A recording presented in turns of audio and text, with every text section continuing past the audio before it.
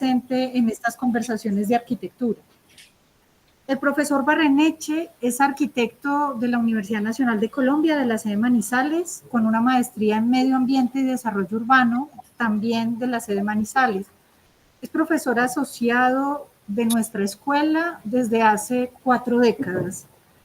En este periodo de tiempo ha sido profesor del taller de arquitectura y también ha sido profesor del área de teoría e historia. Yo creo que ha sido profesor de muchas generaciones en nuestra escuela. Ha podido también dictar, como fruto de un año sabático y de numerosos viajes que ha realizado, pudo visitar gran parte de la arquitectura realizada durante la primera mitad del siglo XX, razón por la cual asumió, después de este periodo sabático, la cátedra de la arquitectura moderna. En varias ocasiones ha visitado también la ciudad de Chicago y Nueva York, en donde has podido estudiar la arquitectura de Frank Lloyd Wright, y yo creo que todos hemos oído hablar al profesor Barreneche sobre Wright en Historia de la Arquitectura Moderna, por lo menos en la sede Manizales. También nos acompaña Daniel Giraldo, un profesor mucho más joven. Daniel Giraldo, mucho más joven. Daniel Giraldo es egresado de la Escuela de Arquitectura en el 2017, es uno de los profesores que está haciendo el recambio generacional en nuestra escuela. Es también estudiante de la maestría en arquitectura que existe actualmente en la sede de Bogotá y Medellín, pero él está cursándola en la sede de Manizales, donde también tenemos la misma maestría. Daniel ya entregó su tesis de maestría. Su tesis se llama El sistema ausoniano, variaciones de la vivienda de costo moderado. Durante el desarrollo de esta investigación, en un trabajo que estuvo bajo la tutela de la profesora María del Pilar Sánchez, Daniel participó más bien en varias conferencias en las ciudades de Atenas y Barcelona con el tema de la vivienda de costo moderado de Frank Lloyd Wright, por eso es nuestro invitado el día de hoy. Y también ha desarrollado en simultáneo con su actividad académica, es profesor ocasional actualmente de la sede Manizales y seguramente en un futuro profesor de tiempo completo de planta de la universidad. Con otros compañeros arquitectos egresados de la misma escuela fundó un estudio de arquitectura que se llama Espacio Negativo. Esos son nuestros 2 invitados. Yo los voy a acompañar haciendo la conexión entre la presentación del uno y del otro. Ya a nosotros creo que nos conocen perfectamente. Entonces voy a darle la palabra al profesor Gabriel Barreneche para que nos introduzca en la vida de Frank Lloyd Wright. Muchas gracias.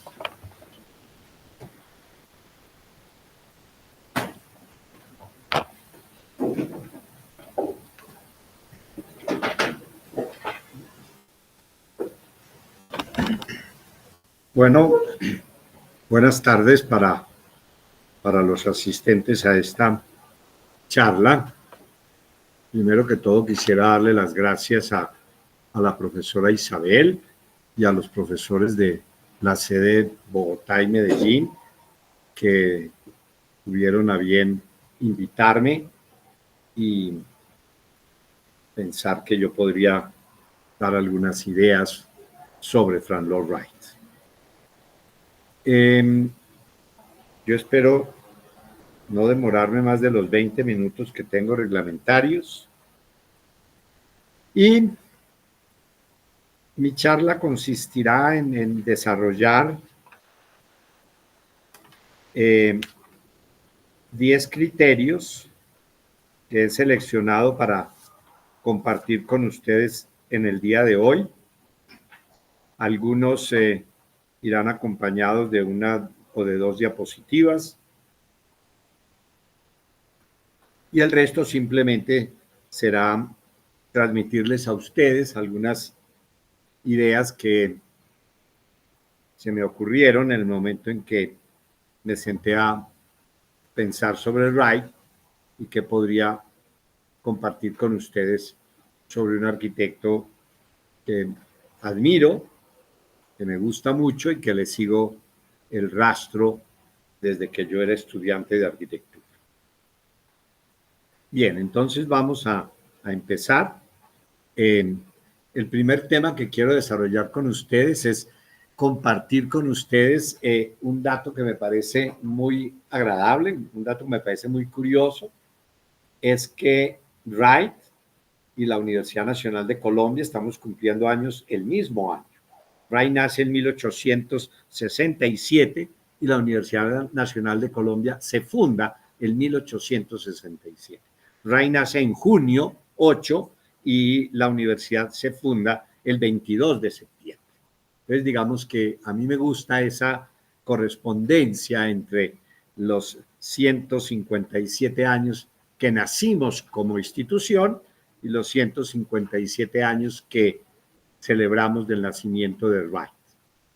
Y me parece interesante invitar a Coco. ¿Recuerdan la película de Walt Disney, Coco? Porque lo que me pareció bello de Coco es cuando dice que las personas, mientras recordemos a las personas y mientras recordemos a las instituciones, ellas no mueren. Por eso creo que Ray no ha muerto, porque tiene seguidores, permanentemente estamos hablando de él, permanentemente visitamos sus edificios, sus obras, y eso lo mantiene vivo. El segundo punto que quiero desarrollar lo he denominado la Iglesia Unitaria. Ray es protestante, miembro del cristianismo y de la Iglesia Unitaria. Eso para mí es importante. Los que han estado en mis cursos de historia saben que siempre establezco la relación entre la religión, los calvinistas, los luteranos y la obra de Le Corbusier y la obra de Wright, porque me parece que eso denota y marca un principio y una percepción de la vida. En ese sentido, tengo una frase de la Iglesia Unitaria que dice: la vida y las enseñanzas de Jesucristo constituyen el modelo ejemplar para vivir la vida propia. Y me parece interesante que él haya desarrollado los rostros resplandecientes. Los rostros resplandecientes son los Taliesin. Los Taliesin que él fundó, el Taliesin de Wisconsin del 11, que se quema y luego lo renueva en el 25, y el Taliesin de Phoenix, Arizona, del 38. En el libro de oraciones de la Iglesia Unitaria, revisado en 1786, este tendrá un eco en algunas de las pinturas que él hace plasmar en su casa estudio de Oak Park en Chicago. Isa, ¿cuál es el que tengo que unir aquí? Este. ¿Sí? Perfecto. Este es el salón de la lateral de la casa de Wright, y al fondo se ve una pintura que indudablemente está emparentada con los temas de la religión de la Iglesia Unitaria. No tengo muy claro el sentido bíblico realmente de la pintura, pero yo lo relaciono con la solicitud que hace Yahvé a Moisés para que emprenda la liberación de los israelitas de Egipto.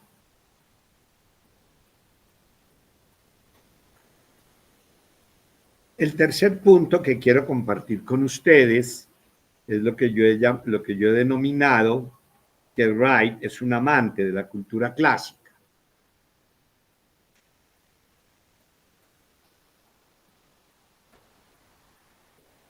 Esta es la biblioteca de Wright. Entramos por esa pared del fondo y lo que vemos encima de ella es una copia en yeso, más o menos de unos 1,50 de altura, que es la Victoria de Samotracia.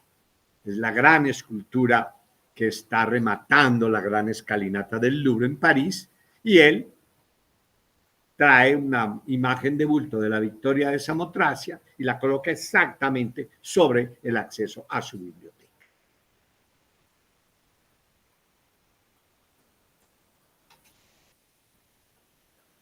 Ahí un poco más cerca. Y en su estudio,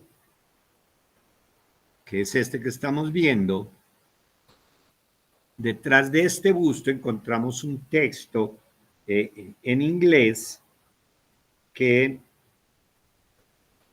traduce: Yahvé dejó un brillo para animar al hombre y lo sostiene en los golpes. Es una traducción que hago del texto. Con esto quiero ratificar la importancia que para Wright tiene el ser miembro de la Iglesia Unitaria, a la cual están vinculados también sus tíos. Y esa va a ser una de las razones por las cuales se le encarguen los 3 templos unitarios. Sigo con el mismo tema de Wright. Esta es la cornisa que tiene en una de las oficinas que tiene en su casa estudio, en un ángulo, y podemos apreciar aquí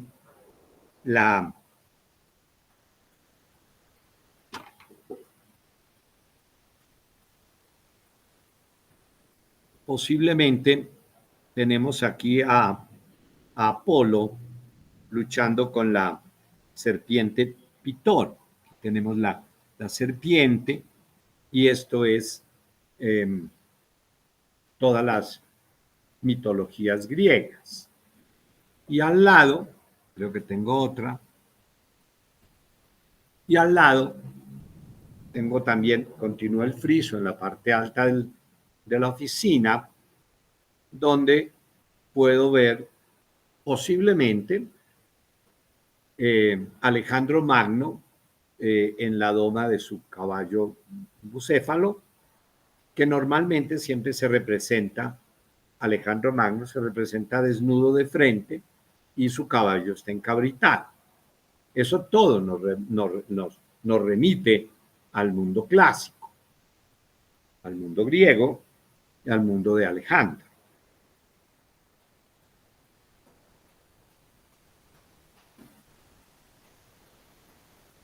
El cuarto punto que quisiera desarrollar es el concepto de lo orgánico en Wright.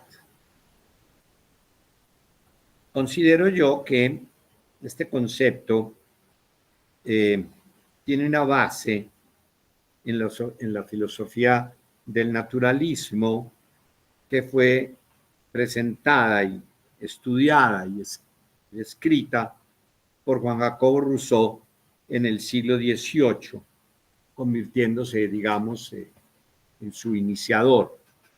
Un poco como la contrapartida de la filosofía del racionalismo cartesiano. También aquí me parece importante el concepto de la ética del naturalismo.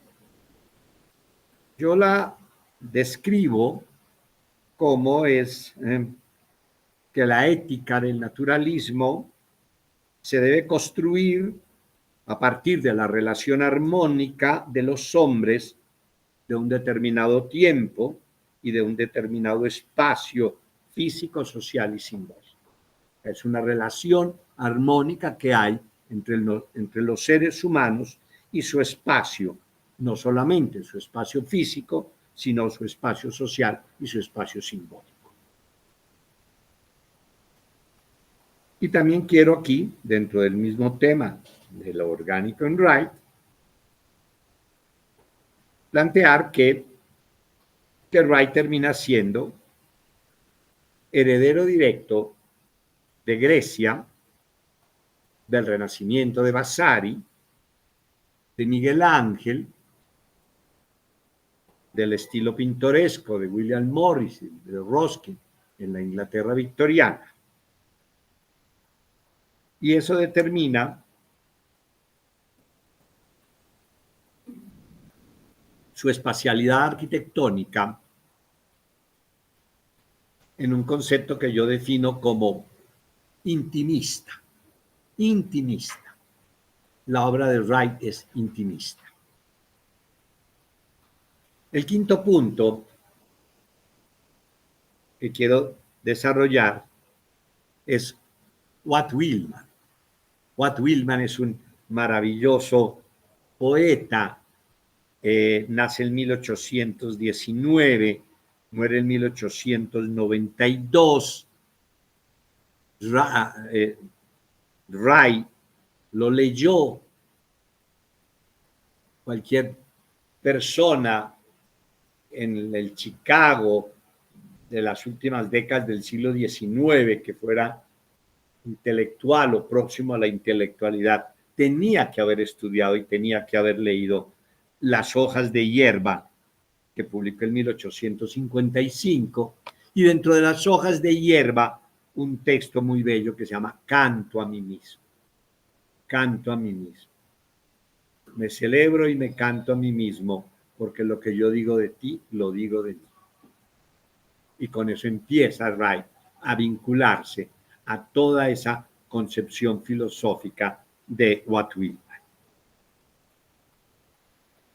Y de ahí considero que a Wright le empieza a interesar ese concepto del naturalismo que viene por el lado de Walt Whitman y que se refleja en esa inmensa pradera norteamericana que va desde la zona de los lagos, de los grandes lagos, el lago Urión, el lago Erie, el lago Michigan, esos 5 lagos, y el sur del Mississippi. Toda esa gran pradera va a ser la horizontalidad lo que va a marcar el trabajo de Wright.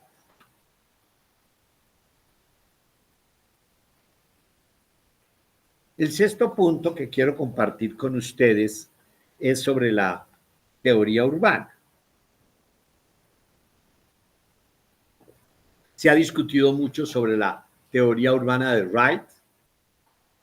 Algunos críticos dicen que es la teoría de la desurbanización, pero me parece que también se usa establecer una relación con el inglés Howard, Ebenezer Howard, que en 1903 formula su propuesta de ciudad jardín. Recordemos que Wright formula la propuesta del Broad Acre en 1930, un poco como la posibilidad de encontrar un planteamiento urbano novedoso. Para mí, no lo había leído, no lo había visto de esa perspectiva, pero algún día en mis lecturas me encontré el discurso del presidente Thomas Jefferson de los Estados Unidos de Norteamérica, el tercer presidente de los Estados Unidos de Norteamérica, presidente entre 1801 y 1809. Jefferson nace en 1743, muere en 1826, no ha nacido Wright todavía, y tiene una frase que a mí me parece contundente, Y yo planteo la hipótesis, porque no lo puedo demostrar, por lo menos porque no lo he estudiado todavía tan a fondo, que ahí se encuentra el planteamiento urbano de Wright. La frase de Jefferson dice: cuando nos amontonamos unos sobre otros en las grandes ciudades, como ocurre en Europa, nos volvemos tan corruptos como ellos. Es increíble esa frase. Es increíble esa frase. Claro, es típica de toda esa resentimiento que tienen esas migraciones de europeos huyéndole a las persecuciones religiosas y se establecen en este país que garantiza, como su constitución lo reza, la libertad, la fraternidad y la felicidad, la vida y la felicidad. Sí, aquí también vuelvo a pensar que es importante Willman por la idea de libertad, por el continuum paisajístico y por la presencia de la gran pradera.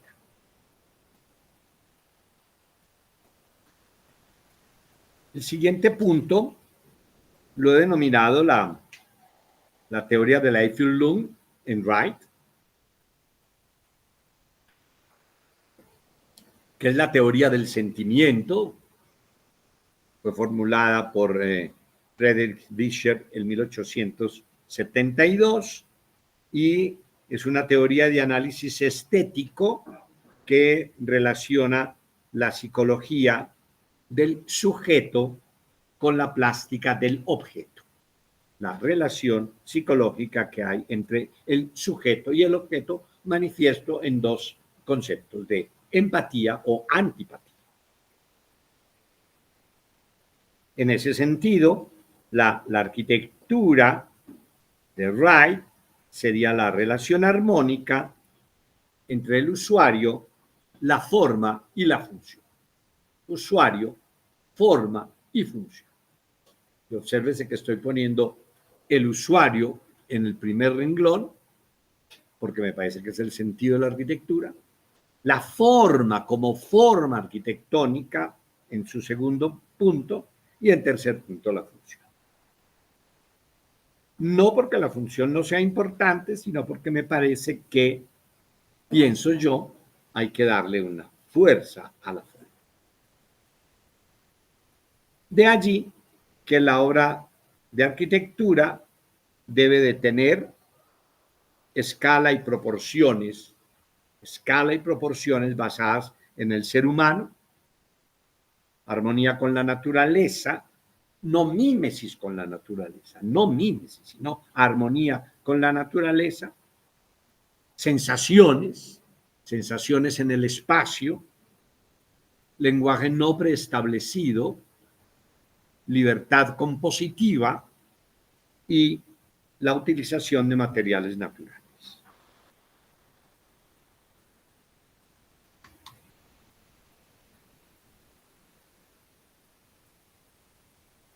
El octavo punto es la importancia que tiene para Wright asistir a la Feria Mundial de Chicago de 1893. Tiene 26 años de edad.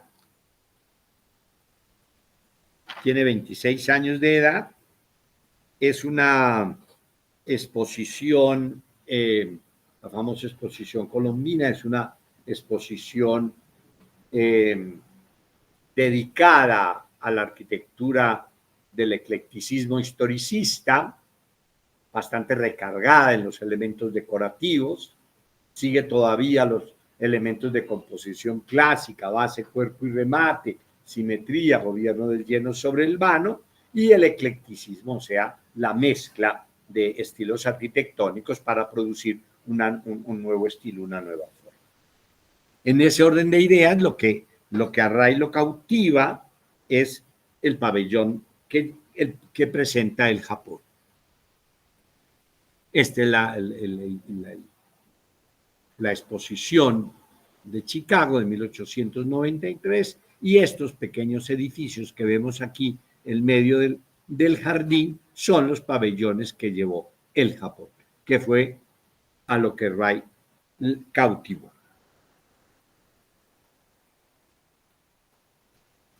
Hacia 1895, 2 años después de la exposición, aplica parte de lo que vio en los pabellones de Japón cuando diseña su casa estudio en Oak Park, en Chicago, sobre todo en las lámparas, en los muebles y en el trabajo de carpintería. Y estas son las plantas de los edificios del Japón. ¿Sí? Es un edificio central y 2 edificios laterales construidos en madera. Y aquí tenemos los interiores. Y los interiores japoneses son intimistas, como intimista es la arquitectura de Wright. El siguiente punto, y ya voy en el 9º, ya voy a terminar, es lo que yo he denominado la preferencia por las familias morfológicas, que está basadas en los sólidos platónicos, como es el cubo, la esfera y la pirámide. Del cubo Wright rescata el cuadrado, de la esfera rescata la circunferencia y de la pirámide rescata el triángulo. Y en las casas de pradera, en la casa Martin, en la Winslow, los vanos son cuadrados. Y trabaja una versión simplificada de la ventana serliana, que es las ventanas laterales son la mitad del cuadrado del vano central de la ventana. Y también el cuadrado le sirve no solamente para el diseño de los vanos, sino también para la planimetría, el diseño planimétrico del primer templo unitario de 1906. La circunferencia, indudablemente el referente fuerte de la circunferencia en Wright es el Museo Guggenheim de Nueva York del 43 al 59. Y el triángulo pues está directamente emparentado con los siguientes dos templos unitarios que hace en el 47 y en el 73. Y por último,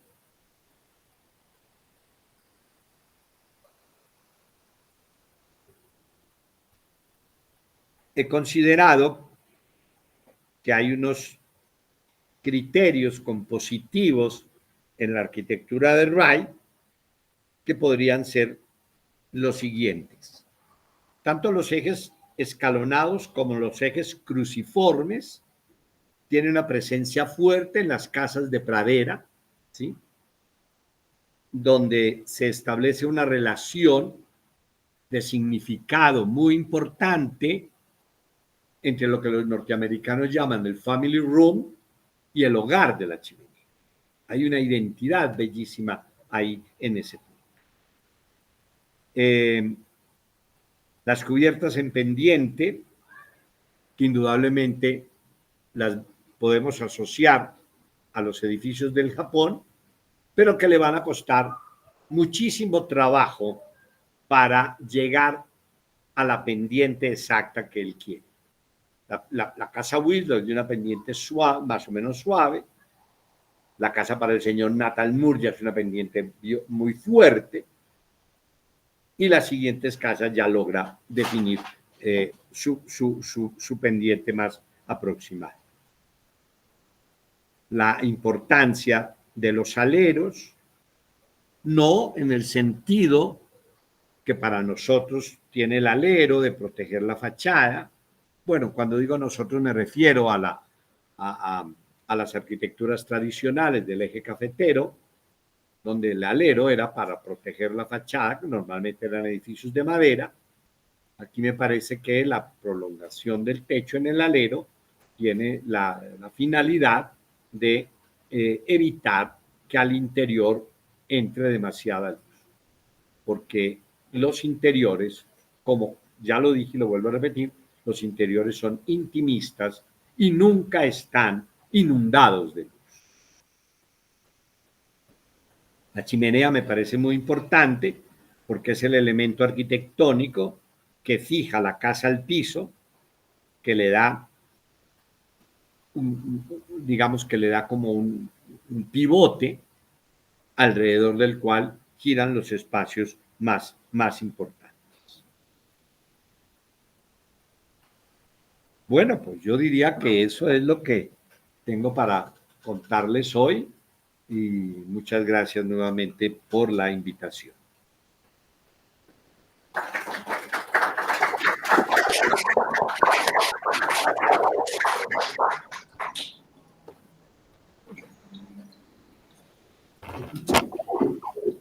ese right del que nos estaba hablando el profesor Barreneche, que le plantea la idea de libertad, que creo que lo seguirá acompañando toda la vida, por lo menos en sus escritos queda manifiesto que él tiene esa preocupación por la libertad y que también manifiesta en el espacio, ¿no? Es una idea manifiesta. Yo voy a enlazar un poco es el mundo de Wright que nos presentó el profesor Barreneche con la charla de Daniel, que se va a concentrar un poco más en las obras. Yo lo que hice fue extraer algunos textos escritos o en conferencias que dio Wright y que luego fueron transcritas, y voy a leer con frecuencia algunos de esos textos, las palabras de Wright, para que introduzcamos, conectemos un poco ese contexto que nos acaba de presentar el profe Barreneche y establezcamos una relación con la arquitectura que vamos a ver a continuación. Este Wright que ustedes van a ver aquí es una fotografía de 1923. En ese momento Wright ya había, en 1908, había hecho una serie de publicaciones en la Architectural Record, donde había dicho con frecuencia o había publicado lo que él consideraba debía ser la arquitectura norteamericana. Él tiene ese propósito de establecer cuáles son las condiciones de la arquitectura norteamericana. Por eso Dani luego nos va a hablar de las casas usonianas, que son un resultado de esa pregunta que se hace Wright constantemente. En el 10, en 1909, viaja a Florencia y allí realiza cerca de 100 dibujos que son publicados en el portafolio Wasmund, que va a ser un documento muy importante en tanto permite que en Europa y en América, en realidad también en el continente americano, se conozca la obra de Wright, que creo que es parte de lo que le da a Wright esa universalidad también, ¿no? Cuando él pone su obra un poco en la palestra pública para que los demás opinen sobre ella, creería que permite que todos vean a un Wright diferente. En el 1930 hace unas conferencias en Princeton que son conocidas, en donde ataca con vehemencia la cornisa y la arquitectura neoclásica. No tiene un problema con la tradición, ¿cierto? No tiene un problema con la arquitectura clásica de los griegos, ya lo vimos en su estudio, el profe Barreneche nos mostró, no podía tener más proximidad con el mundo clásico, griego, romano, pero Wright tiene un problema con el neoclásico, tiene un problema con la escala del neoclásico, tiene un problema con el ornamento que no hace parte de la naturaleza del material, que él lo ve como impostado en su arquitectura. En esas conferencias lo plantea claramente y vuelve nuevamente sobre, intenta nuevamente definir cuáles son las condiciones de lo que él denomina arquitectura orgánica. En el 39 realiza unas conferencias en Londres y en el 54 y 55 publica An American Architecture y The Naturhaus, que creo yo son textos, síntesis de lo que él ya había planteado antes. Wright se pregunta por lo orgánico, esa pregunta lo lleva en el 53 cuando estaba en Taliesin, que todos sabemos que era el estudio de Wright, a plantearse un idioma para la arquitectura orgánica. Más que un idioma, lo que hace es un glosario.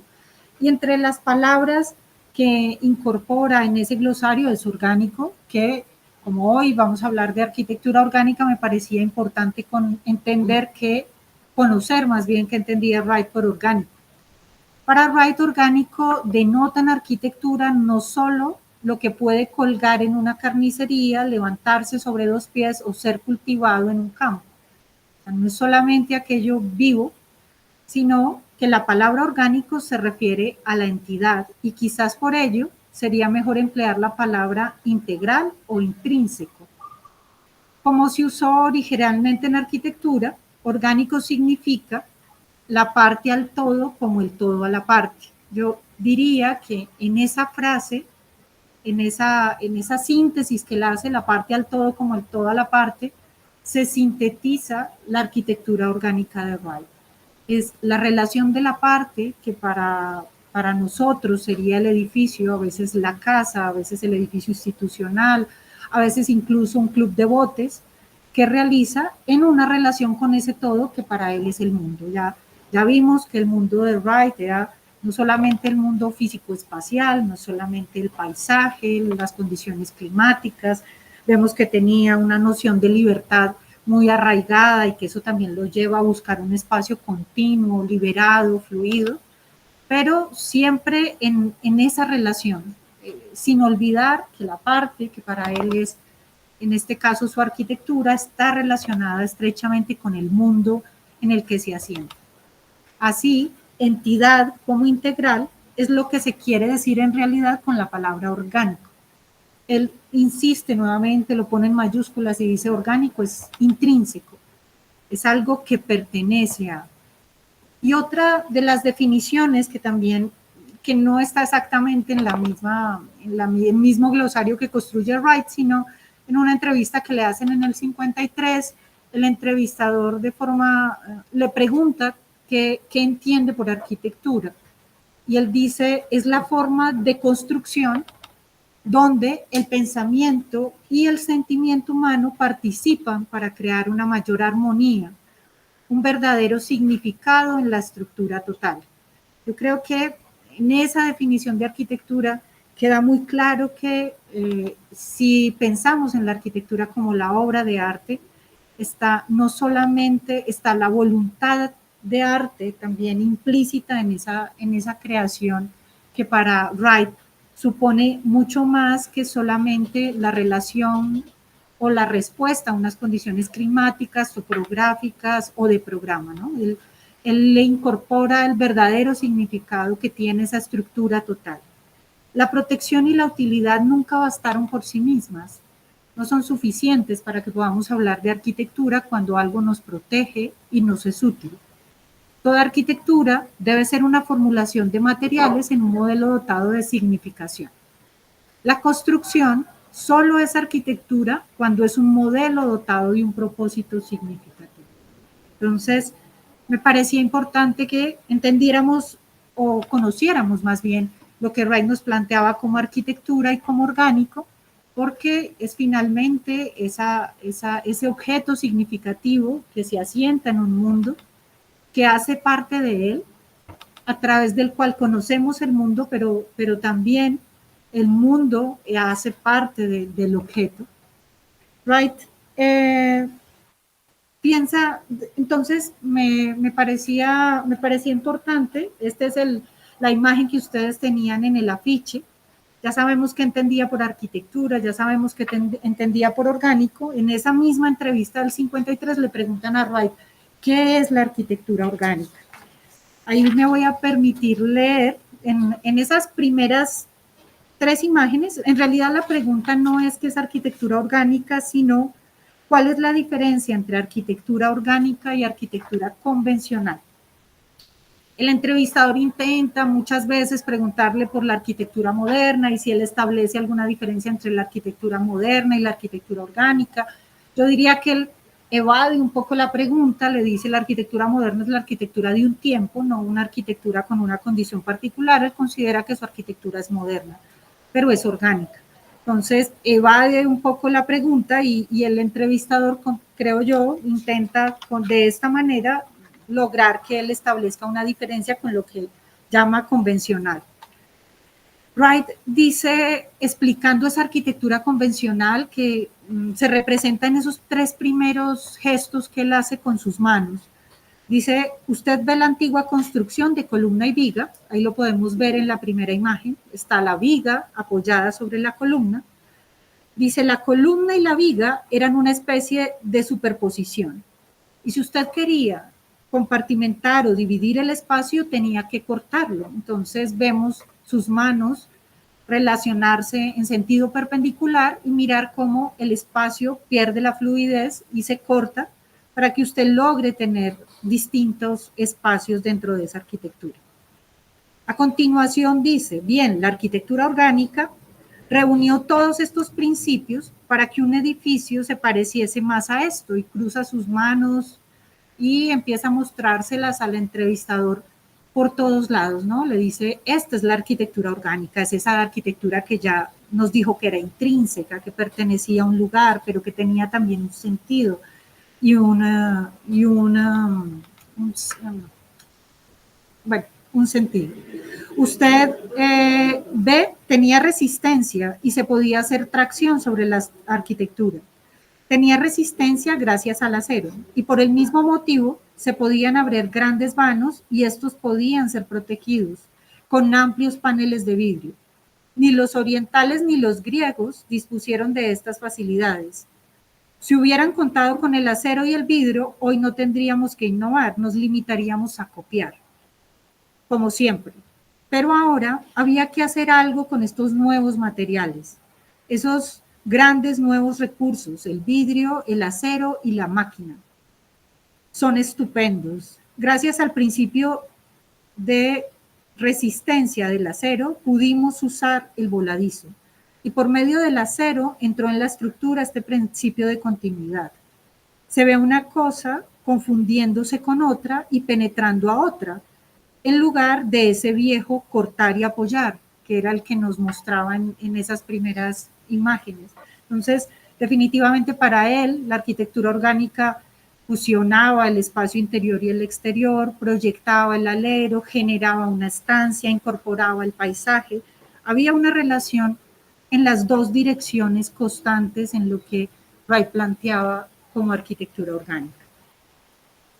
En ese tiempo o entre esos documentos de los que hablábamos ahora, posiblemente el portafolio Wasmund es muy importante, ¿cierto? Esta es una imagen del portafolio Wasmund como se produjo en ese momento, se producen cerca de 1000 copias, 500 quedan en Europa, 500 van a América.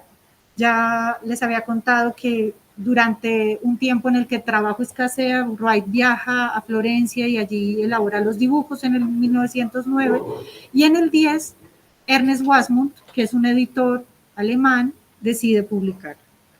Entonces, en ese portafolio Wasmund, él manifiesta, entre muchas de las preocupaciones que manifiesta en el Wasmund, es que considera que el estudiante o la enseñanza puede ser, o el aprendizaje de la arquitectura, debería tener una aproximación desde adentro.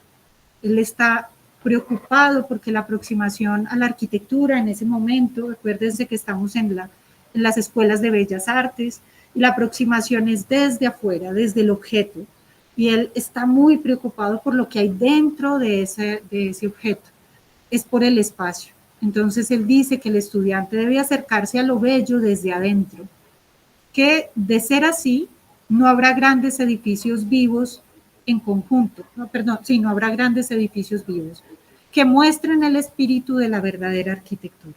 Entonces, quienes reciben el Wasmund, reciben estos dibujos, ven cómo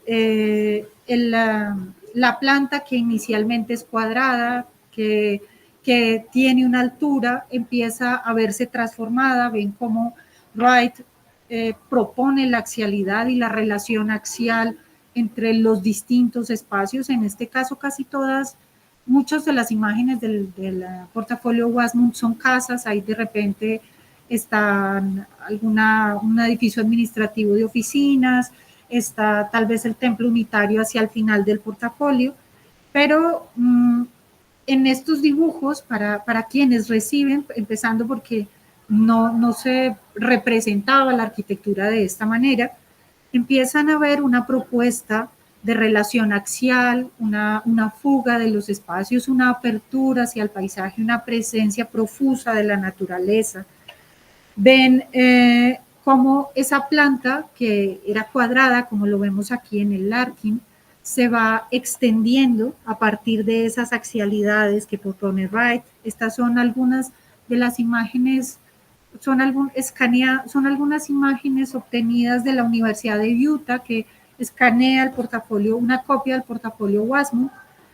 Ven como esa arquitectura de cielos apaisados, mucho más horizontal, próxima al suelo, elevada del suelo a partir de plataformas pétreas. Empieza a presentar una arquitectura que era bastante novedosa para ese momento en Europa. Entonces, él tiene un gran reconocimiento fuera de Norteamérica.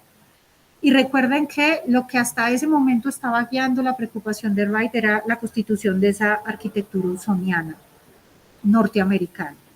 Claro, estaba preocupado por esa influencia inglesa, que tenía la arquitectura local.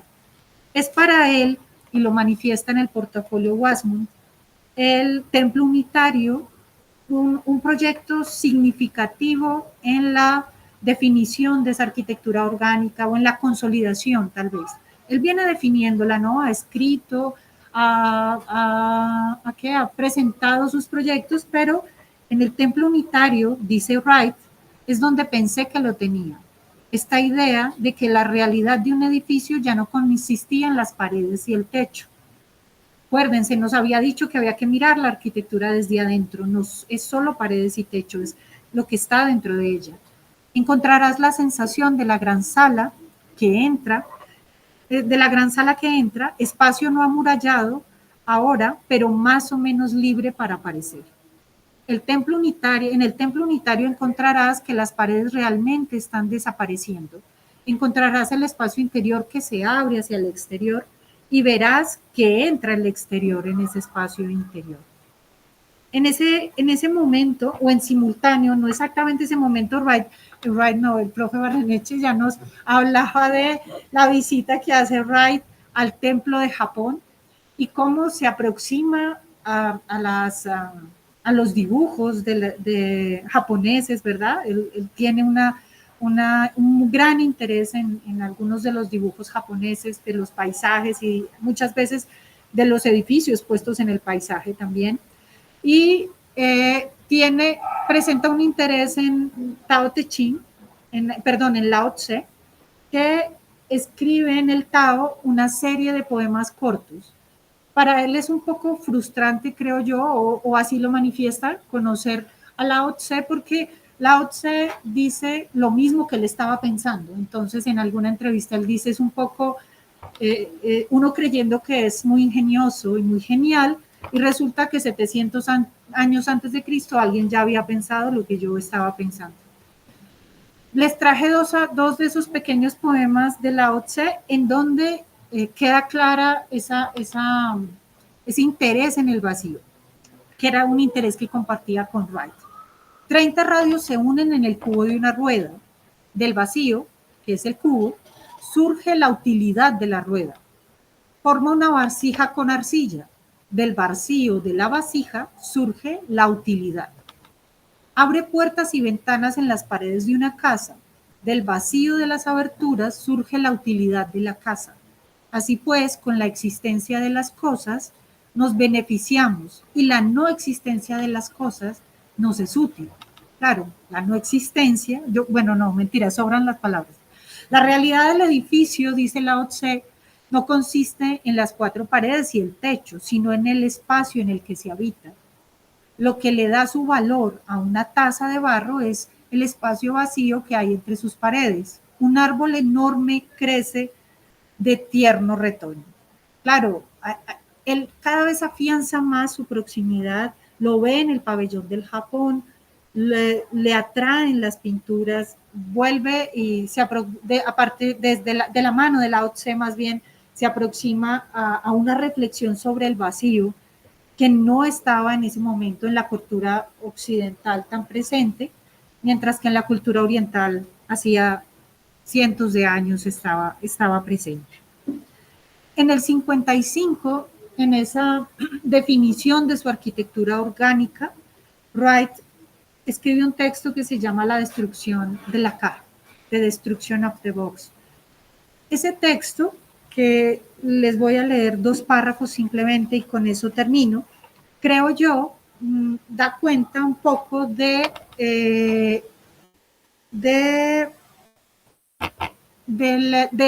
esa necesidad que tenía Wright de que el espacio fluyera, de esa libertad a la que se había aproximado con Whitman, y que requería en su arquitectura, que demandaba, ¿no?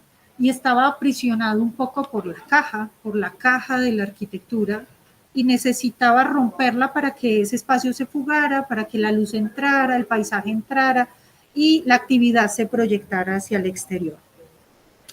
Dice Wright, la antigua idea de un edificio, como puede ver, ha desaparecido por completo.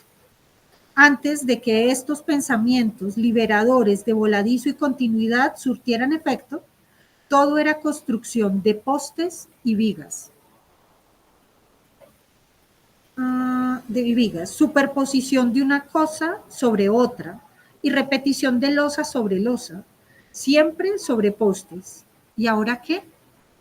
Se ha establecido un uso natural del vidrio acorde a esta nueva libertad del espacio.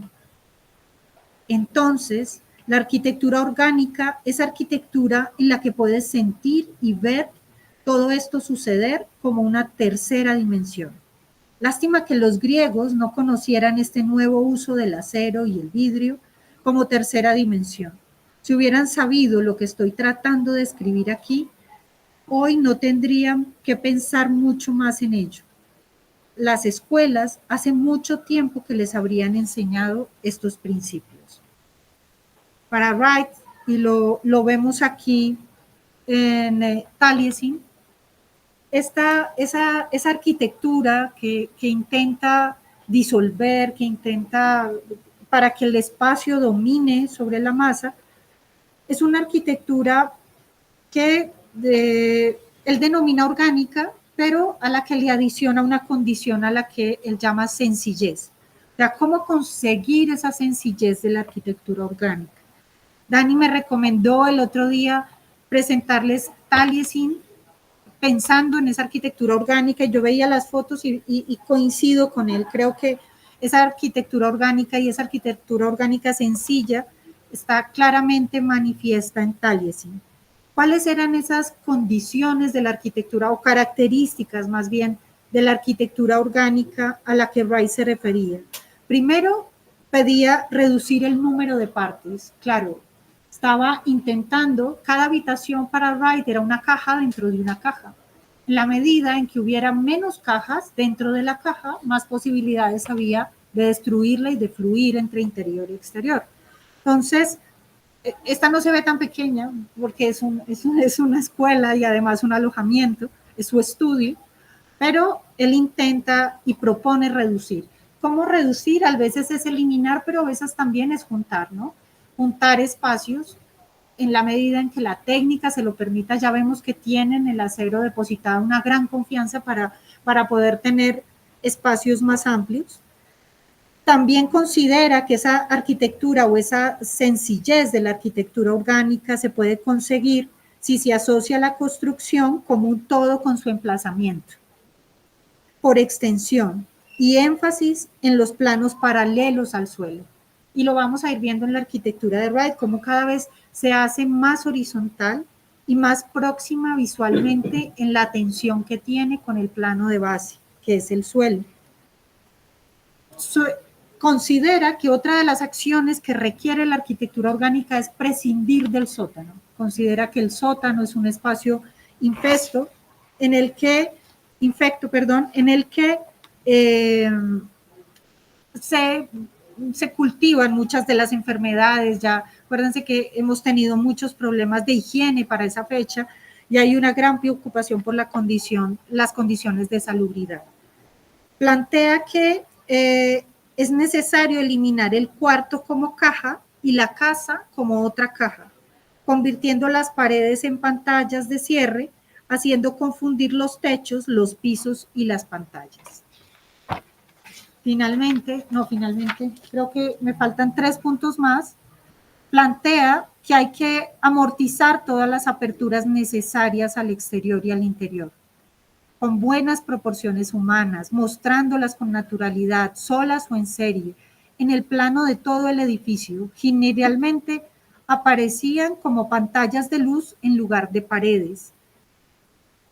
Plantea también que se debe incorporar toda la calefacción, la iluminación y la cañería, que esas condiciones no son ajenas a la arquitectura, deben hacer parte de la arquitectura. Plantea que sustituir dentro de lo posible la combinación de materiales diferentes por un solo material es lo aconsejable. Nos advierte sobre lo peligroso que puede ser un decorador de interiores. Dice que la decoración no es la arquitectura y se plantea una pregunta por el mueble y cómo el mueble debe estar integrado a la arquitectura. Finalmente, elimina al decorador, debe incorporar como arquitectura orgánica dentro de lo posible el mobiliario, que era lo que les decía, aunándose con el edificio y diseñándolo en términos sencillos, que el trabajo de la máquina, nuevamente, líneas rectas y formas rectilíneas.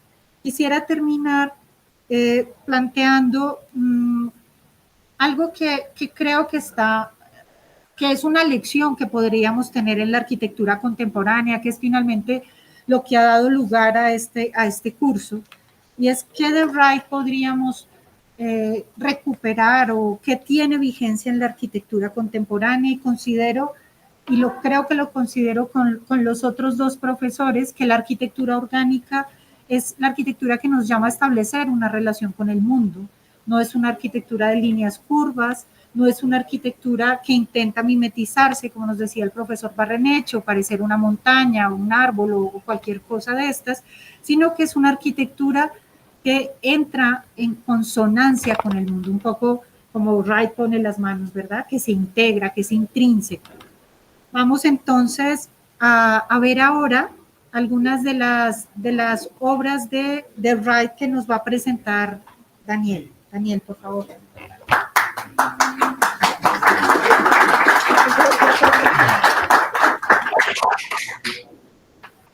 Bueno, buenas tardes para todos.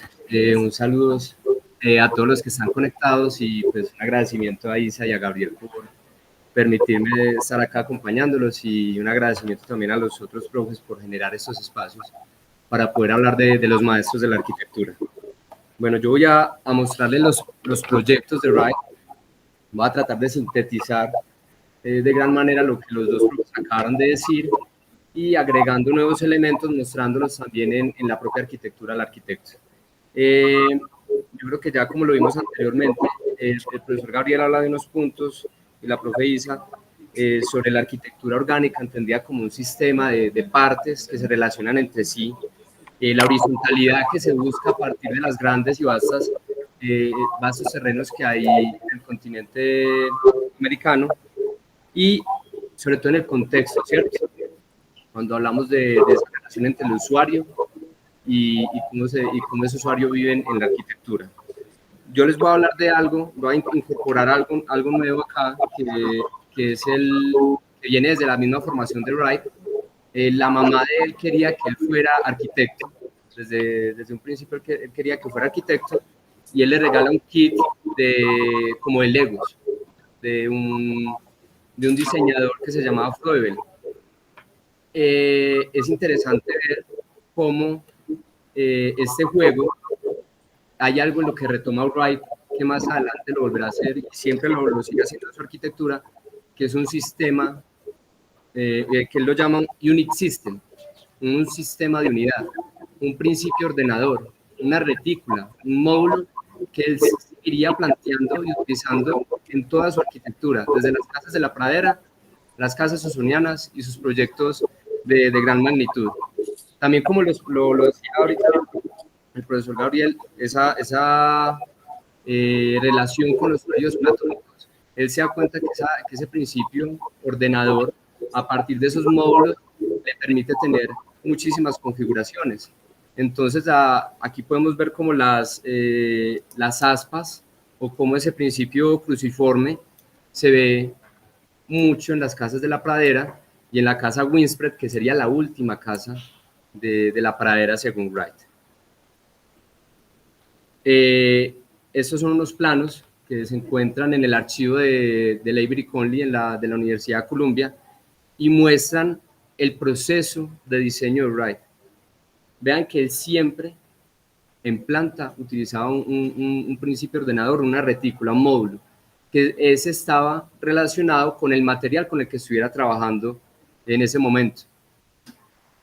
Y no solo eran planta, también era la altura. En alzado, las alturas dependían del material con el que estuviera trabajando, que estaba íntimamente relacionado también con la altura del propio Wright. Por eso, Wright era un personaje un poco pequeño, un poco bajo para el promedio norteamericano, por eso es que sus casas también eran un poco más bajas.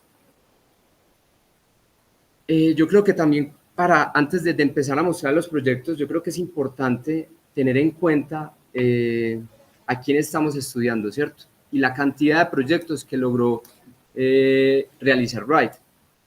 Wright yo creo que es uno de los arquitectos más longevos de la arquitectura moderna, yo creo que la arquitectura de todos los tiempos. Wright vivió 92 años. Su primera obra con Sullivan, que es esta, fue a los 18 años, lo que le da un desarrollo proyectual de 74 años. Si ustedes hacen las cuentas, y según la Fundación Frank Lloyd Wright, que nos da un estimado de todos los proyectos que él hizo, son alrededor de 1.114 proyectos diseñados y unos 532 proyectos construidos.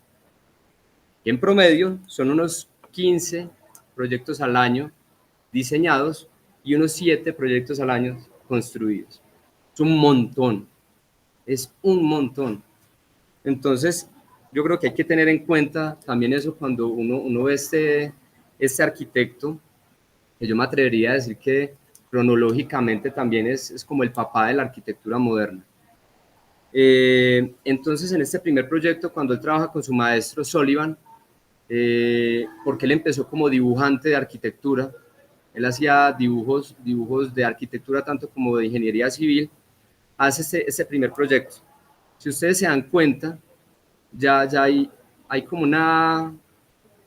un tufito todavía de los cuerpos clásicos, 3 cuerpos en la arquitectura, todavía hay muchos elementos, pero se ven ya otras cosas nuevas como los planos lisos de fachada, ya hay elementos que se comienzan a unificar, pero todavía está mucho, como lo decían ahorita los profes, con esa arquitectura inglesa que dominaba el paisaje norteamericano.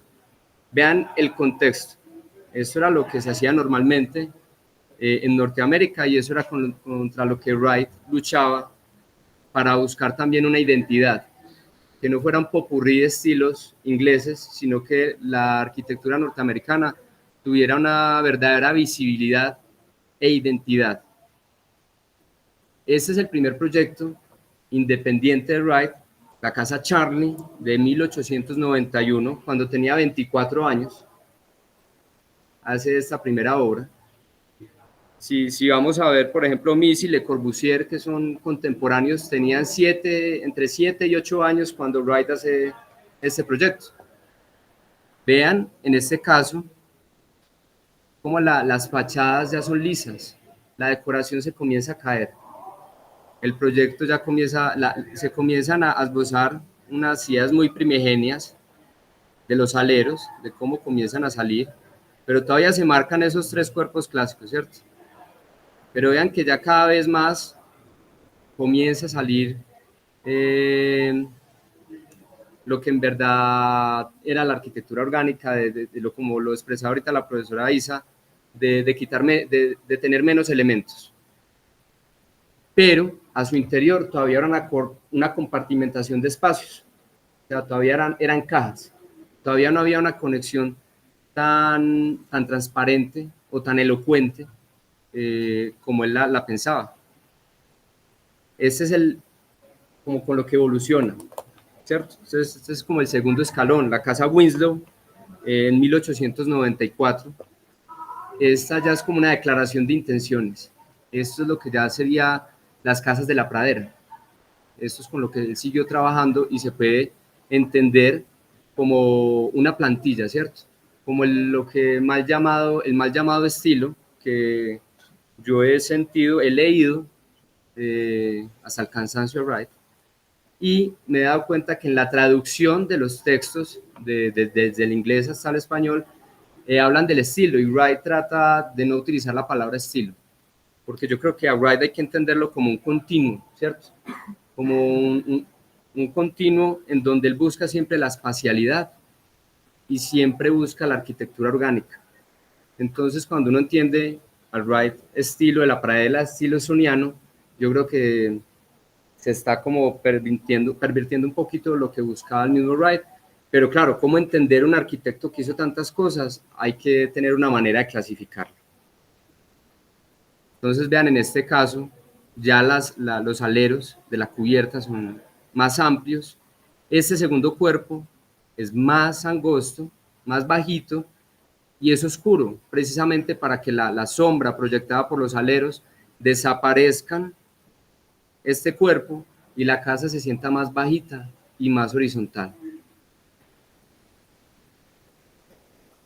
Aquí ya se comienzan a ver unos esbozos de esas relaciones espaciales, sobre esa axialidad, sobre esa relación en diagonal con los demás espacios, esa integración tan característica de la arquitectura orgánica de Wright. Y, por ejemplo, como hablaba ahorita el profesor Gabriel, esa conexión entre la chimenea y esa intimidad entre de la familia centro, entre ese espacio social y familiar. Llegamos después a la Casa Robbie, 1906 hasta 1910, que por fin se construye. Wright tenía aquí 39 años y ese es el culmen de las casas de la pradera. Aquí él ya logra simplificar todo lo que quería hacer. Vean los aleros, como los logra, un gran alero que lo que hace es que también la casa la vuelve más horizontal y más bajita. O sea, son tres niveles, pero la casa no se ve tan alta porque es muy larga. En este caso, vean que la conexión, la chimenea sigue siendo el centro focal, el centro geométrico de ese espacio de la vida familiar, ¿cierto? Todavía es un centro. Pero vean que hay algo interesante también en esta compartimentación, en esta retícula, en esta modulación que hace Wright, porque en esa arquitectura orgánica que él nos plantea, de entender el edificio como una entidad, a diferencia de Mies, que la expresividad del edificio es su propia estructura, la expresividad del edificio es un resultado de la búsqueda espacial. Entonces, ustedes pueden ver acá que prácticamente lo que él hace es generar muchos elementos continuos que le ayuden a abrir esta espacialidad. Pero no es muy claro, cuando ustedes ven un proyecto de Wright, no es muy claro cuál es su estructura. El MIS ustedes lo ven y inmediatamente saben cuál es la estructura. Aquí todo se entiende como una entidad, porque una cosa es parte de la otra. Por eso es que se entiende de esa manera. En ese sentido, en este caso todavía no logra como esa conexión, es una conexión todavía muy aparente, ¿cierto? Muy visual. Los espacios no están conectados todavía entre sí, todavía no hay un traslapo espacial con otro espacio, porque necesita de la chimenea para dejar este gran vacío, y necesita de estos otros elementos para poder sostener esos grandes aleros. Es una conexión más visual, pero está llegando. Por eso yo pienso que la arquitectura de Wright siempre está como en constante evolución, pero siempre con una misma búsqueda espacial. En este caso, él también juega mucho con esas alturas, lo que hablaba ahorita el profesor Gabriel, esa arquitectura de la intimidad. Él siempre se cierra hacia la calle y se abre hacia adentro. O sea, es un poco como confuso, pero es así. O sea, su interior lo abre hacia el exterior. Traigo a colación otro arquitecto, por ejemplo, Corbusier. Corbusier enmarca el paisaje. A Wright no le importaba enmarcar el paisaje, él simplemente se abría hacia el exterior para poder extender el interior de la vivienda, de sus proyectos. Otra cosa, por ejemplo, también que es muy impresionante de esos proyectos de Wright, yo recuerdo cuando vi esta Casa Robbie en primer semestre, me sorprendió mucho que me dijeran que era de 1900. O sea, ustedes tienen que entender el contexto en el que está en esta casa. En 1910, más o menos el 20-30% de la población norteamericana contaban con un tendido eléctrico. O sea que el resto de las viviendas alumbraban con candela o con velas. O sea que entiendan el contexto en el que estamos en este momento, ¿cierto? Wright se ayuda también, vean que tiene, para poder abrir esos grandes espacios, tener esos grandes aleros, hacer esos trucos visuales, se apoya de unas estructuras metálicas, sobre todo en la casa Robbie. Vean cómo él utiliza los perfiles en I y estos otros perfiles metálicos para poder tener esa gran espacialidad, porque en su momento no había el material o no tenía la capacidad técnica para poder producir otros espacios que más adelante sí los iba a poder construir, porque es que recuerden lo que les hablaba ahorita, o sea, vivió 92 años, y Wright vivió durante uno de los momentos de más cambios en el mundo. Pasó por las crisis económicas como la del 29, la Primera Guerra Mundial, la Segunda Guerra Mundial, y casi que empezando la Revolución Industrial. Entonces, tuvo muchos avances tecnológicos en sus proyectos. No hubiera sido posible tener esta luz solo haciéndola en ladrillo en ese momento. Aquí hay escondido un perfil metálico. Entonces vean que él siempre, así se vea como una estructura escondida, él siempre la utiliza, pero en búsqueda, de, como ya he sido reiterativo, de la espacialidad. Esto también es un tema, o sea, él era hasta los detalles más ínfimos, se iba a buscar esa horizontalidad, ¿cierto? Cómo se apaisaba el edificio en todos sus detalles. Entonces vean acá, cómo está Pegas de un color mucho más fuerte, mucho más grueso, mucho más, vean que con la sombra aquí en esta foto blanco y negro se puede ver mucho mejor, cómo también va marcando más esa horizontalidad del proyecto, ¿cierto? Y vean cómo esta la trata de esconder, pero no la tapa, ni la maquilla, la deja ahí, sino que simplemente utiliza otro color. Para retomar también un poco con lo que hablaba ahorita el profesor Gabriel con la arquitectura japonesa, ya en 1910 él llega al culmen de la arquitectura de la pradera, del estilo del más representado estilo de la pradera, y él en esas épocas él niega mucho su influencia con el Japón. Él la niega, él dice que él no tuvo nada que ver con Japón, que él no vio absolutamente nada, pero evidentemente sí. O sea, él se dejó contaminar de la arquitectura japonesa. Vean los techos, vean las alturas, vean los umbrales y las conexiones entre volúmenes. Yo creo que la imagen dice más que cualquier otra cosa. Hasta en los mismos dibujos de Wright, esos hancos, ¿cómo es que se llaman? Yo tampoco.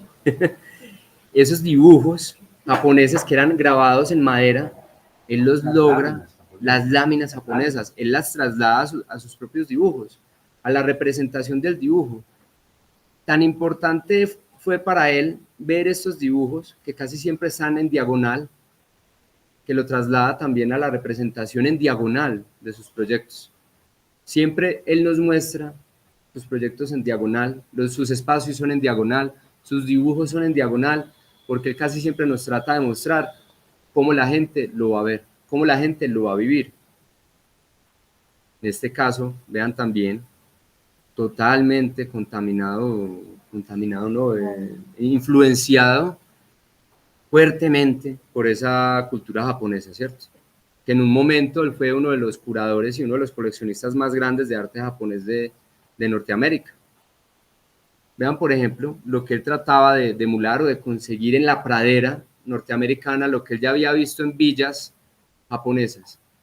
Esa conquista o ese aprovechamiento de esos grandes terrenos, de la pradera con su arquitectura de lo que él había visto en el Japón. La casa de Avery Conley, que pues las casas de la pradera definitivamente fueron complejos gigantes, fueron casas muy grandes, muy ostentosas, casas de 600 metros cuadrados en adelante, enormes, y yo creo que esta imagen, también muy diciente, va mostrando como ese proceso a lo que iba llegando Wright, ¿cierto? O cómo empezó a ir quitando cosas, a ir enfatizando sobre la horizontalidad y la conquista de la pradera. Porque, por ejemplo, más adelante les voy a decir el porqué, pero antes de eso, aquí en el templo unitario se puede ver, o más bien, se puede ver, no, él dice, Wright lo dice textualmente, yo no sabía que estaba destruyendo la caja conscientemente hasta que dice el templo unitario. Y el templo unitario lo hizo en 1906. Entonces, imagínense si hubiera estado consciente en todos esos años de lo que estaba haciendo.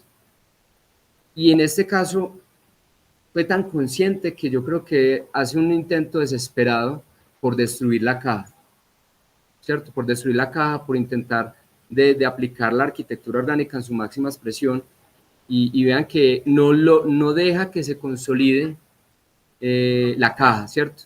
En algún punto, con alguna moldura, un voladizo, una cubierta, un retroceso, una grieta, él trata que que la caja no se consolide en ningún lado, así es en el interior. Las molduras, las dobles alturas, las plataformas, las perforaciones no permiten que la caja se consolide en sí misma. Pero en este caso está como también como una etapa muy primigenia, porque utiliza muchos elementos que son netamente visuales. Más adelante llegará pues como a un resultado mucho más limpio. Y llega la casa de la cascada. La casa de la cascada, muchos la clasifican como una casa ausoniana, otros dicen que es la última casa de la pradera. Para mí es una casa de transición. ¿Por qué? Y ahí volvemos con el por qué, ¿cierto? Porque Wright en este momento sale de la pradera, ya no está en la pradera, está en un terreno totalmente quebrado, al lado de una cascada, totalmente desconectado, porque si ustedes se ponen a ver, todas las casas de la pradera, están en Wisconsin, no hay ninguna fuera de ese contexto, de esa gran horizontal que abraza la misma concepción de esos proyectos. Ya la casa, la cascada, sale de la pradera, pero él rescata la horizontalidad, no como una forma de reminiscencia a la pradera, sino como la horizontal que proyecta su espacio hacia el exterior, y cómo hace que el edificio no sea como tan agreste al momento, tan violento al momento de insertarse en el lugar. Vean las líneas totalmente horizontales que comienzan a posarse en el lugar. Aquí ya podemos ver la casa Wingspread, que Wright dice textualmente que es su última casa, la pradera. Vuelve otra vez lo de el diseño de estos Legos, de los Proebel, con su relación en esvástica. Gracias. En esvástica, correcto. Aquí me quedaron unas imágenes como tocadas. Dale. Ya después, Wright entra a las casas usonianas. Recordemos que las casas usonianas no son un estilo, con una búsqueda. Wright hace reminiscencia a unos poetas norteamericanos y utiliza esa cuña de Usonia para referirse a Estados Unidos, buscando esa identidad norteamericana. Trata de buscar una identidad norteamericana y los llama usonianos. Por eso él llama a Norteamérica Usonia. Por eso todos los proyectos que hace después de eso se llaman usonianos. Entonces no es que sea un proyecto, unos proyectos totalmente diferentes. Simplemente se llaman usonianos porque están dirigidos al pueblo usoniano, que es Estados Unidos. estos proyectos ya tienen pues una consideración diferente, ya es después de la Primera Guerra Mundial, las crisis económicas. Vean que él sigue conservando el unit system para regular, modular sus espacios, y aquí ya se ve más claramente cómo esos espacios se comienzan a relacionar entre sí, ¿cierto? Ya como lo decía ahorita Isa, esos espacios ya están conectados entre sí, ya no es simplemente un espacio al lado del otro, sino que ya se ven completamente conectados. Estas casas también tuvieron una consideración muy importante, y es que las familias se reducieron, entonces ya eran familias de papá, mamá, máximo 2 hijos. Entonces el programa bajaba, el presupuesto bajaba, era mucho menor, porque eran consideraciones totalmente diferentes.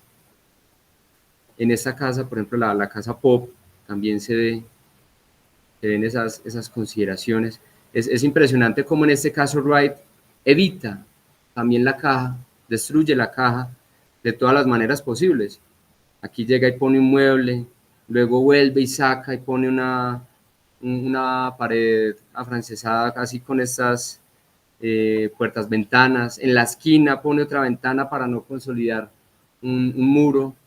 Vuelve un muro, lo vuelve y retranquea poniendo los lugares para la cama. Vuelve y sale, no deja que en ningún lado se consolide esa caja de la que tanto estaba habitando en las casas de la pradera. Pues yo creo que aquí lo logra magistralmente. Y otra cosa que también tiene muy importante las casas usonianas es cómo en la integración de los muebles a los límites del espacio, él también está condicionando qué va a ser ese espacio. O sea, él da la libertad de que ese espacio pueda hacer cualquier cosa, pero en el momento que él pone el comedor, el estudio, la biblioteca al lado de la chimenea, él ya me está condicionando de que eso va a ser la sala comedor. O sea, él libera todo el espacio, pero me condiciona que ese espacio va a ser utilizado para eso. Por ejemplo, en este caso. Y hay, que esa es la planta de la imagen que veíamos, la imagen anterior, y hay algo muy importante que lo hablaba Gabriel, y era, por ejemplo, de esa conexión entre la chimenea y el espacio familiar. Aquí ya la chimenea no es el centro de la casa, ya no es el centro focal. En este caso, el centro es el mismo espacio. La chimenea se hace a un lado, pero sigue ocupando ese mismo espacio. Pero vean que ya está a un lado, está a un costado, y acompaña esa gran espacialidad, pero ya no es la protagonista, porque el protagonista en este momento, en estos espacios, es la vida social y familiar. Cómo esas interacciones comienzan a ser parte pues, de ese espacio que él considera como el centro del hogar. Por acá esta imagen era la que les quería mostrar, porque vean la chimenea, está a un costado, y vean esa fluidez del espacio, como desde la mamá aquí poniéndole cuidado a la hija que está leyendo y al papá regañando al hijo, en esa conexión, en esa fluidez del espacio, genera una sola espacialidad, lo que él estaba buscando desde las casas de la pradera, y que el material en su momento no se lo había permitido, pero en este momento lo logra. Pero lo más importante aquí ya es el espacio en sí mismo y esa relación de interior-exterior. La chimenea queda a un lado, todavía acompaña, pero queda a un lado. Hay otros proyectos más grandes que va a pasar rápidamente por ellos. Por ejemplo, el edificio administrativo Johnson, que todavía él, con esa búsqueda de la horizontalidad, de cómo hacerlo más pequeño. Wright decía en este caso, cuando comenzó a construir este proyecto, que no habían árboles, no había un bosque que lo acompañara en esa pradera. Entonces él decía hacer el bosque al interior del proyecto.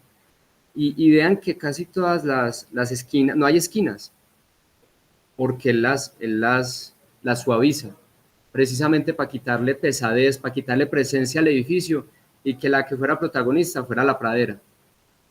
Vean, por ejemplo, hasta la torre. ¿Cómo hago? Se preguntaría Wright, para evitar esa vertical de la torre.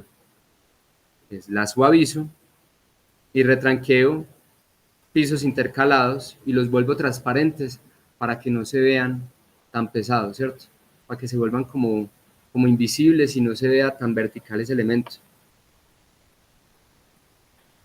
Muy como un árbol también, como el tronco de un árbol y las ramas que salen desde este núcleo del edificio. Vean en este caso pues como logra desvanecer mucho y marca la horizontal, ¿cierto? Marca esas horizontales. Y vean el bosque. No tenía un bosque y él lo vuelve a representar en el interior.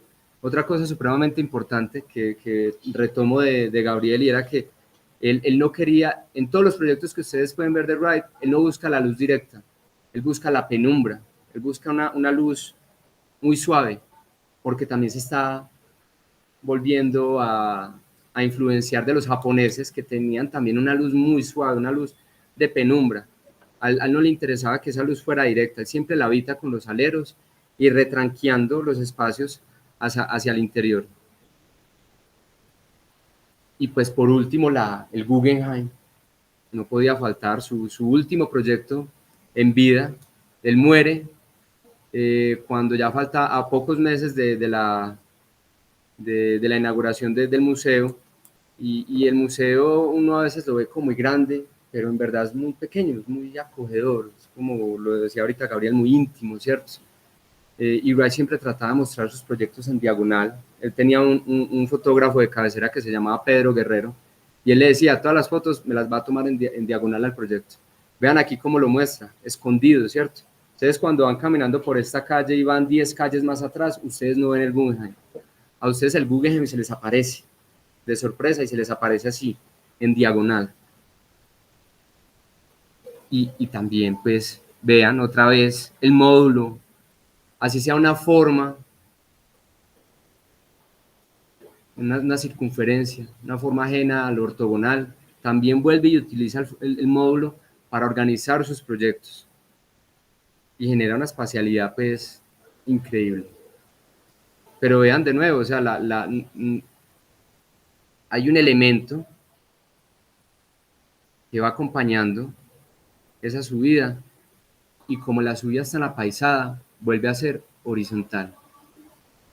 Vean que es una cinta que va subiendo, pero como es una cinta que va en una suave pendiente, no enmarca en ningún momento la vertical. Hasta lo enmarca de noche. Vean cómo estos volúmenes, vean cómo esta plataforma enmarca la horizontalidad, esta otra, esa cubierta. Y las mismas perforaciones o doraciones que tiene el Guggenheim y su iluminación también consideran esa horizontalidad de su proyecto. Entonces vean que él era como una exploración, una obsesión que él tenía por siempre llevar eso desde el principio desde el principio de su desarrollo proyectual hasta el final. Entonces me parece que es importante verlo en esos términos y ver su obra como un continuo, ¿cierto? Me parece que eso es súper importante cuando ustedes vean, sobre todo a este arquitecto, no verlo como es que esto es una cosa y esto es otra cosa, no. Siempre tuvo una búsqueda, lo tuvo muy claro, y sí, yo creo que con eso termino. Muchas gracias.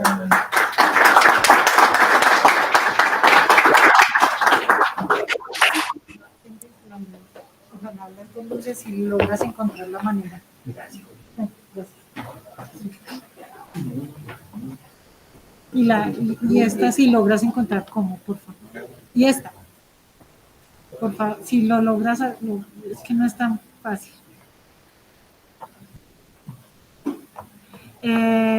Bueno, no sé, tenemos por el tiempo, espérenme un segundo.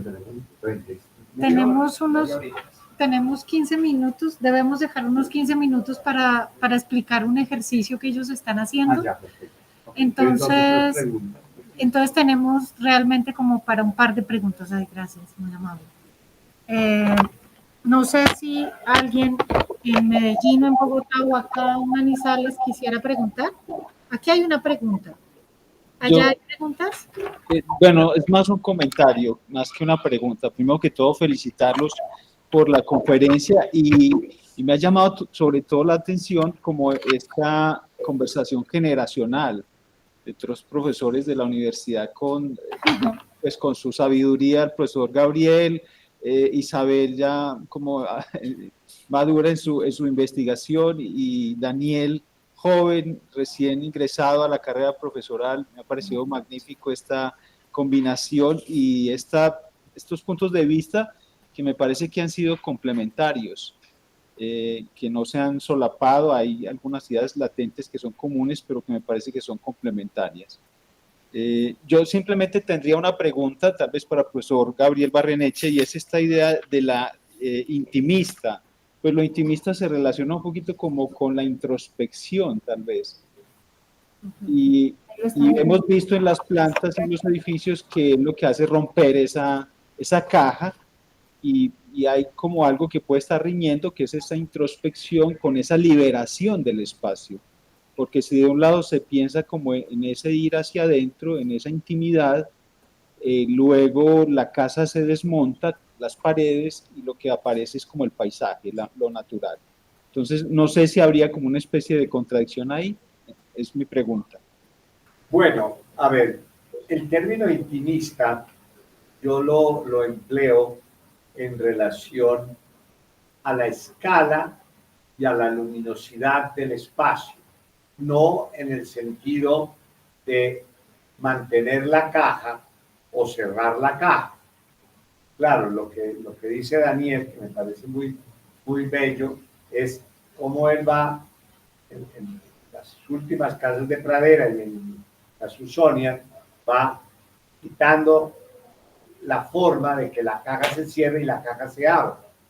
Pero con la caja cerrada de las primeras casas de Pradera o con la caja ya abierta, con las últimas Usonian del 50, la escala sigue siendo intimista, baja, pequeña, con poca luz, con materiales muy cálidos. A eso me refiero yo con el concepto de intimista. Entendido, gracias. Aquí tenemos una pregunta. Si quieres, ven y la formulas, por favor.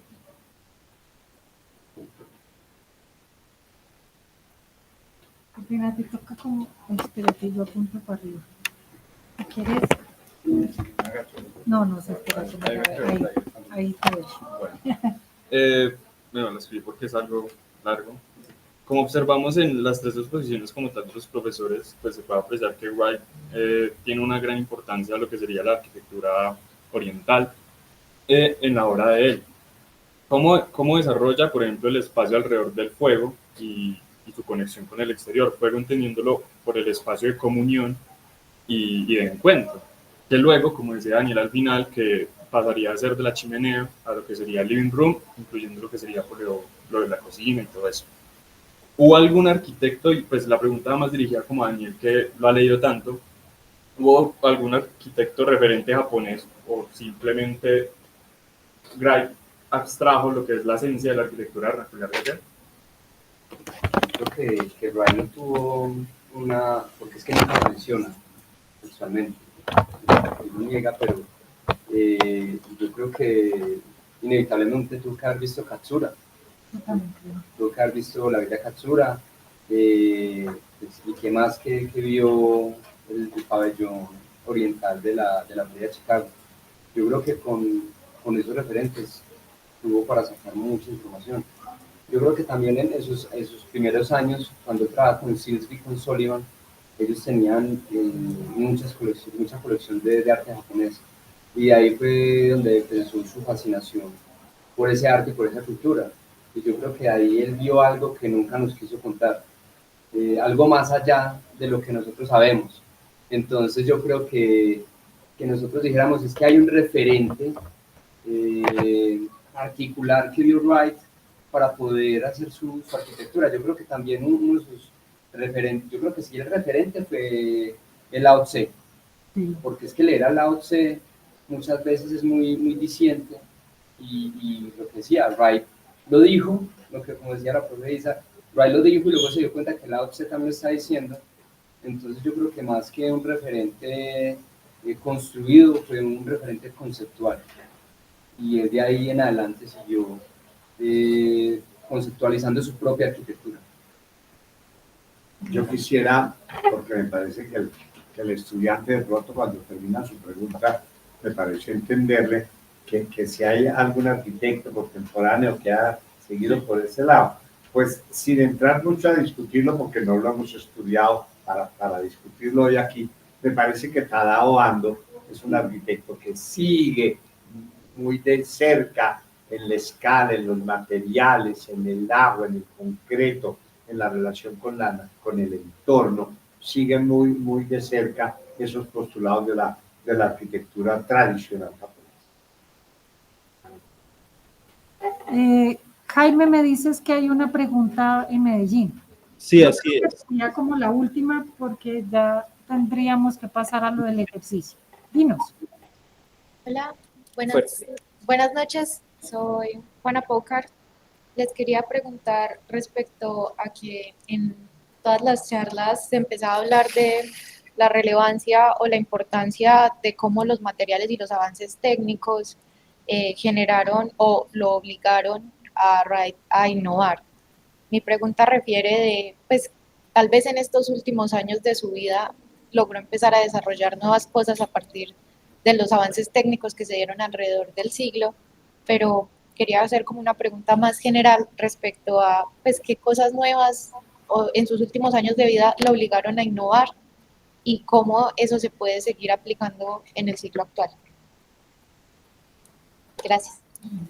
Los bloques automáticos usonianos. En 1950, y a partir de la Segunda Guerra Mundial, los materiales comienzan a ser mucho más caros, la mano de obra comienza a escasear. Uno de sus hijos lo ponen unos bloques automáticos usonianos, ese es el nombre. Eran unos bloques de concreto que se vaciaban en un molde y en situ se podía armar una casa prácticamente como de catálogo, de manual. Y tenía pues todo el manual de los bloques de muros, de cubiertas y demás, pero no hubo como no se amplió mucho más sobre eso, porque pues digamos que Wright ya llegó el día de su muerte y no hizo muy pocas horas con ese sistema, pero digamos que ese era como el siguiente nivel al que él había llegado, que yo creo que de pronto en la vista contemporánea ese tipo de materiales prefabricados pueden ser de mucha utilidad al momento de hacer casas económicas, porque digamos que esas casas usonianas en su principio tenían una concepción para la casa de costo moderado o la casa para la clase media norteamericana. Entonces yo creo que esa puede ser como un punto de inflexión o como para poder seguir estudiándolo por ahí. Yo quisiera agregar algo, y es que creo que la vigencia que tiene Wright la tiene más esa arquitectura orgánica, la condición de la búsqueda de un espacio fluido. Wright habría muerto con las grandes luces que se pueden construir hoy, con las vigas Bayerenden, habría sido muy feliz, habría logrado integrar el espacio, mover la chimenea, esa condición de un espacio fluido, continuo, una casa apaisada, dispuesta sobre una plataforma pétrea. Yo creo que eso tiene plena vigencia. O sea, yo quisiera vivir en una casa de Wright construida en el siglo XXI, ¿cierto? Con las posibilidades técnicas que tienen hoy, pero con esa condición espacial, esa búsqueda espacial, la ruptura de la caja sin que eso altere la intimidad, por ejemplo, me parecía cálida, exacto, hogareña, pero fluida y en relación entre interior y exterior. Yo creo que debemos cerrar allí. Lamento mucho que no podamos hacer como más preguntas. Nos van a presentar María Isabel y el profesor Lempo, creo que nos van a hablar sobre el trabajo que tenemos que hacer para la próxima semana. Entonces creo que es muy importante también poder tener esta charla. No sé, María Isabel, si quieres, cuando quieras. Muchas gracias, Isabel. Bellísima a los conferencistas. poder hablar de Wright de esta forma, como tan cercano a la gente. Me encantó de la última conferencia ese dibujo que está mostrando el ambiente interno de ese edificio, y un poco como lo refería ahorita Roberto, este ejercicio es ponerle el corazón, ¿no? Es un ejercicio que pone a la gente en el lugar. Entonces, les voy a presentar al profesor Máximo Lecerri y el profesor Roberto Lembo, que están acá. Ellos van a estar hasta el 10, están en una exposición, pero el ejercicio lo ha diseñado el profesor Roberto, está aquí. Buenos días, buena tarde, perdón. Saludo a todos, al profesor Jaime, veo que está también Carlos Montoya, nos conocimos hace unos años en Medellín, en su oficina, y todos los que están conectados. Entonces, la idea que con Roberto, que en los últimos años está avanzando, es una idea experimental, más que todo. Y que tiene adentro la idea que que se podría asociar a las tradicionales expresión gráfica, a la representación de la ciudad y de la arquitectura también, una modalidad que pueda permitir de, digamos, medir otra dinámica, otra dimensión del espacio. ¿Sí? Nosotros a través, digamos, de la planimetría tradicionales vamos gestionando información y datos, y aquí miramos también una serie de mapas, de cartografías también que podrían representar el inicio de esta tarea. La idea sería asociar a todo lo que es, de forma tradicional se va cumpliendo, una serie de experimentaciones para, digamos, levantar también datos que pertenecen un poco a la vida, al significado de la arquitectura o de un espacio de ciudad. Y entonces la idea era empezar esa tarea con un objetivo que era involucrar un grupo de estudiantes para construir, ante todo, un mapa para identificar lugares que se van a convertir a objetos de estudio. Y esto respecto a la magnitud, digamos, también del objeto o de la porción de ciudad que uno quiere investigar, se podrían utilizar cartografía en escala 1000, 2000 o más. Esto para identificar dentro de la cartografía una serie de objetos relevantes que se puedan destacar también a través de una serie de símbolos. Esto está declinado por la literatura a través de Kevin Lynch, y pueden ser polígonos cuando se va hablando de áreas cerradas que tenga adentro una forma de interés público, como varias plazas, otros parques, otras cosas, o puntos cuando se está hablando obviamente de edificios puntuales que tenga un uso marcado.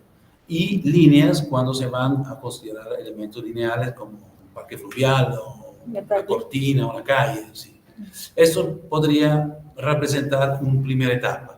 ¿Qué pasa? ¿Qué pasaría? Que se va a utilizar una cartografía, entonces un nivel de representación abstracto consolidado en nuestro trabajo de arquitectos y urbanistas. Pero a partir de esto, la idea sería pasar después, una vez identificado el lugar, a otra estrategia, a otro método visual que pueda, digamos, desarrollar el análisis visual a través, digamos, una serie de etapas de grabación, ¿sí? De momentos de actividad de campo, es decir. Y la idea sería que en el segundo momento, digamos, segunda etapa del proceso, con una serie de criterios que se van a individuar y a transferir, se podrían homologar, digamos, lo que son las primeras grabaciones. Esto quiere decir que esto no va sustituyendo, se va a integrar esta metodología que proviene de otras disciplinas. Pensamos a disciplinas como geografía, antropología, estos suelen utilizar las otras disciplinas para integrar la forma tradicional de expresión gráfica que tienen obviamente digamos, su rol, como siempre, pero que no implican algunas veces una dimensión que está más asociada al uso, al habitante, a la mamá que regaña, hemos visto rápidamente anteriormente. La mamá que regaña a su hijo. Es decir, más allá de la abstracción expresiva que vamos a utilizar, indagando lo que pasa realmente adentro a un específico lugar, que pueda tener cualquier otra significado también relativo al estilo o a una época. Eso no importa, eso significa que se puede aplicar a cualquier realidad. Entonces, digamos, la primera etapa sería propio trabajar sobre un mapa, realizar un mapa que puede ser una ortografía aérea o también, digamos, obviamente una cartografía más reciente, pero también se podría, esto implicaría también una confrontación con una cartografía más vieja, digamos, menos reciente. ¿Qué otra cosa? Scendere dall'aziendale, scendere nel... Sí, la idea es un poco como algunas veces eso pasa cuando se va navegando con Google Maps, ¿no? Sí. Que uno que hace, empieza a mirar da un punto de vista cenital, por arriba, la ciudad o una porción, y luego se va bajando, navegando y en una forma diferente, digamos, adentro, digamos, el lugar que se está considerando. Un poco lo que hablábamos con Roberto es que el resultado para el 13 debe ser más o menos este cuadro, ¿no? Sí, este cuadro podría ser un ejemplo práctico donde se cruzan varias tipologías, pero ahí se podría integrar también otra, ¿no? Es decir, a la panorámica, es decir, sí, esta imagen panorámica. También una ortografía. También o un recorrido. O también un dibujo ortogonal de la fachada, ¿no? Dependiendo del objetivo. Eso seguramente lo van a indicar, pero seguramente hay que considerar la zona, la porción de ciudad que será el objeto, que tal vez sea una línea y se empezará con una línea y después se va a descubrir qué es esta línea, o un punto o un polígono. Eso podría ser, digamos, un principio de esta investigación, de esta experimental, digamos, investigación. No sé si hay otra...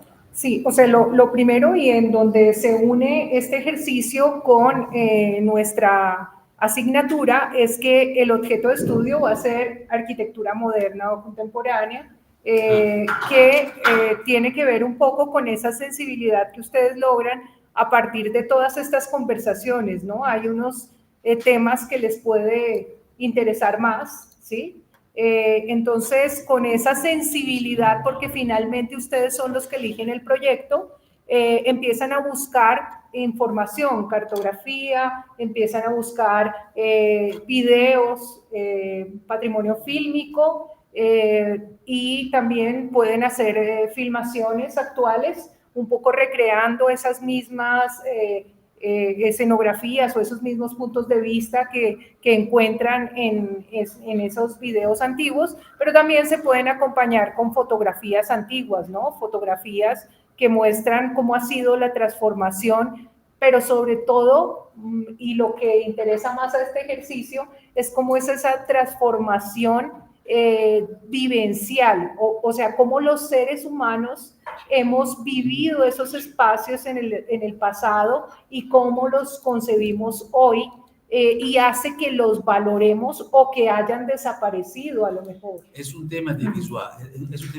de percepción. De percepción, exacto. Nosotros estamos acostumbrados a trabajar gestionando el espacio cartesiano, ¿sí? Entonces, pero algunas veces la dificultad es medir el espacio anisótropo.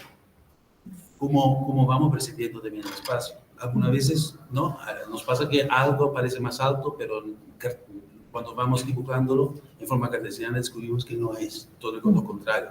Es decir, la percepción también hace parte de la vida y también podría ser una forma para reconocer y conocer un espacio, un lugar en general. Bueno, no sé si a partir de esto hay preguntas. No sé si quieras presentar la otra. Se Jenny vuol fare la presentazione vera.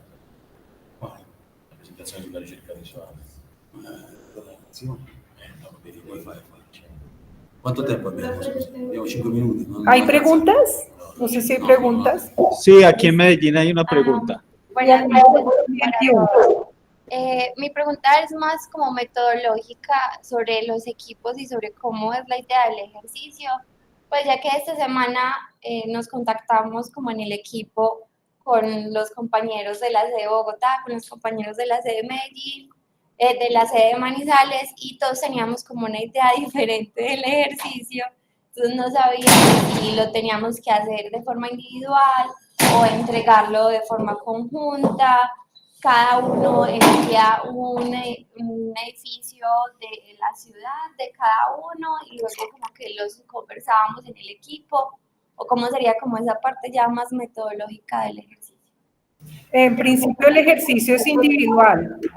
El ejercicio es individual y luego se va a seleccionar entre los que estén en el grupo un ejercicio para desarrollarlo con los videos. ¿Sí quedó claro? Sí. Perfecto. ¿Y en Bogotá hay otra pregunta? Si quieres acercarte. Sí, porque no te escucho.